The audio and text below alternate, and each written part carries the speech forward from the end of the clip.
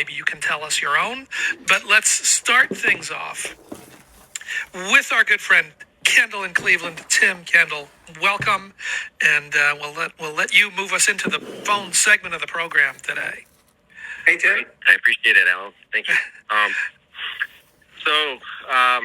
going to barrel through this so my emotions don't get to me and I don't, yada, yada. So last week, Joel did me a favor of doing my top 5 Tuesday call.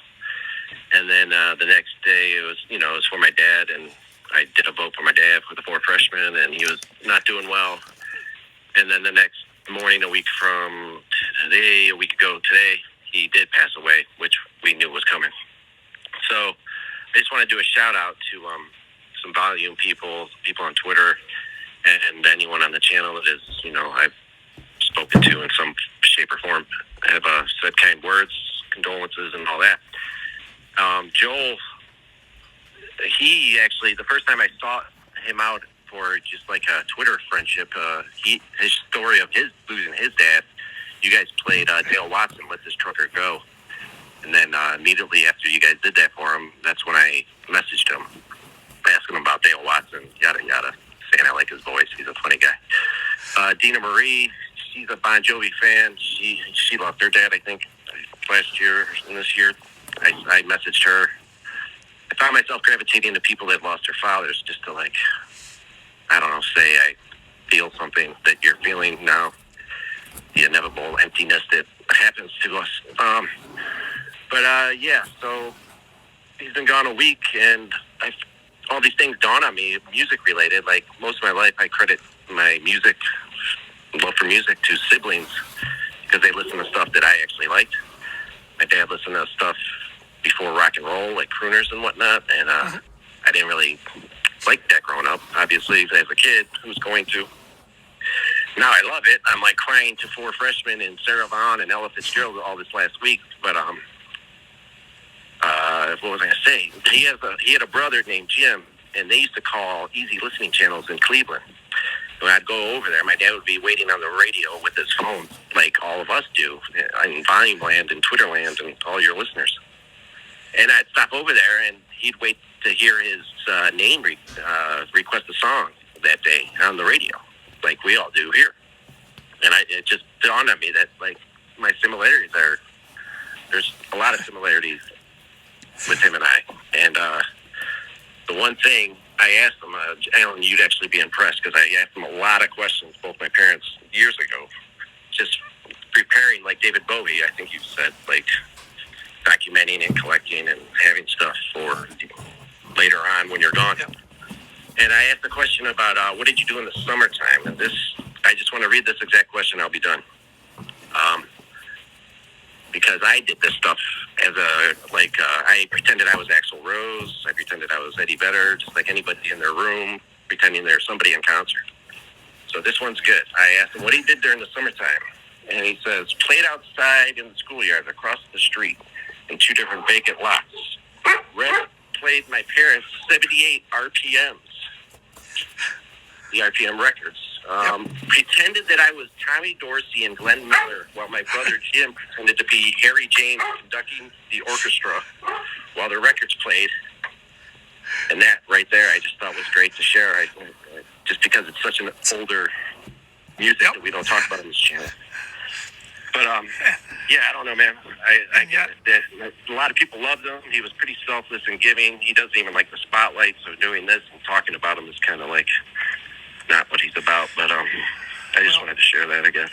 I don't have a closing to wrap it up. But you're very kind, Alan. Your words, even what you haven't said, I know what you're thinking. So I just wanted to thank you guys and thank all the volume people for the support and all that. So have a good night. Happy New Year, Michael. Thank you. Gary, Jake, Happy New Year. Happy New Year, Tim. Your dad had great taste. Happy New Year, man. Sounds no Beach Boys without the 4 freshmen. Don't forget that's right. That's what we said when he brought in that as a top 5 vote. That is right. So have a happy New Year, man. We will talk to you next week. All right. Yep. Thank you. Hang in there. Listen, I'll say it now, and I'll say it, I'm sure, again before the end of the show, because if we think about year-end thoughts, I mean, the main year-end thought, hearing Tim talking about what he got from the other listeners and what you guys have built among yourselves is so unbelievable to us. And I know we've said this, and it's where I'll end up talking about, looking back in the year. You talk about what it has meant for you that the channel's been here and that we've been able to keep the shows going, that we've been able to be here through all of the madness of this year.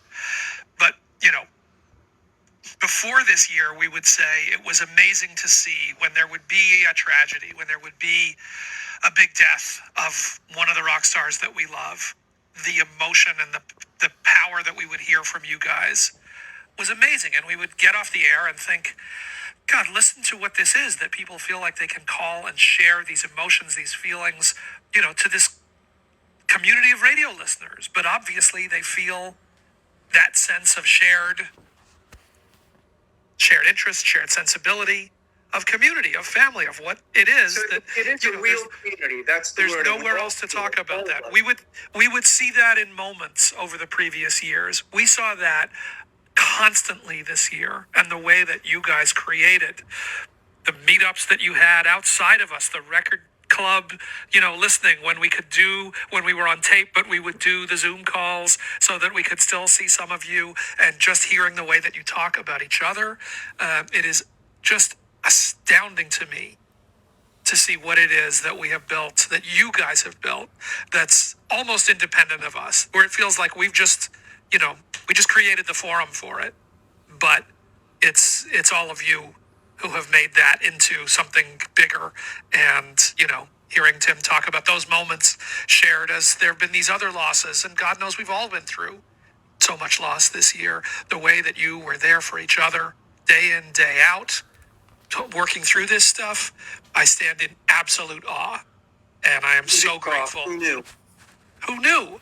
I mean, But you know what? I think we all knew, because if you go back to your earliest years, the thing that you tend to have in common with your closest friends really is music, right? It's your love of music.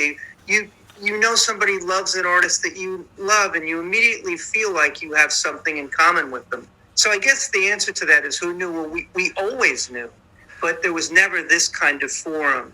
This kind of thing never really existed to express those things. And I think it's amazing. I mean, I even enjoy just the little social media posts and things. It just lets you know there's people out there that are paying attention and that care. And I love it. So you guys have done an amazing job with it. And hearing those, fathers and sons stories, I mean, what the hell am I going to say? We know it. And we know for my dad, hearing my dad talk about going to see Charlie Parker play, going to see Clifford Brown play, these beyond mythic figures, in my imagination, and the jazz players that he would listen to at home. But to say he went to Birdland and saw Charlie Parker play, that's astounding to me. And then I know that's what it is to hear, to be able to not just to watch my son play, but hey, here's the pictures of me and Bowie. Like, this is how it, I think Tim said a really, really important thing there, which was that, when he was younger, he felt isolated from his dad and his music, right? His dad his tastes were much different. He was older. He listened to pre-rock and roll stuff. But as you get older, I don't know what it is, but there's something about that stuff that's in your head from your earliest childhood. It just comes back to you, and you find the value in it, and it connects you up. Connects you back up to your life. It connects you back up to your parents, to your dad, to your mom. For sure. So that's absolutely true. I mean, we've all had that experience because rock and roll began in our lifetimes, right? Before that, it was Glenn Miller and Sinatra and whoever else there was, So to me, that is the most moving and most important thing about music. But there you got, connects people. And him saying his dad and brother, his dad and uncle would go out in the yard and air trumpet to with Tommy Dorsey and Harry James, or whatever that is, which is just the same damn thing as us singing into hairbrushes or air guitaring in the bedroom. Like, it's exactly right. Exactly. Oh, all right. All right. Well, let's see who else is out there and what else is going on. Dave in New Jersey, welcome to the show. Hello.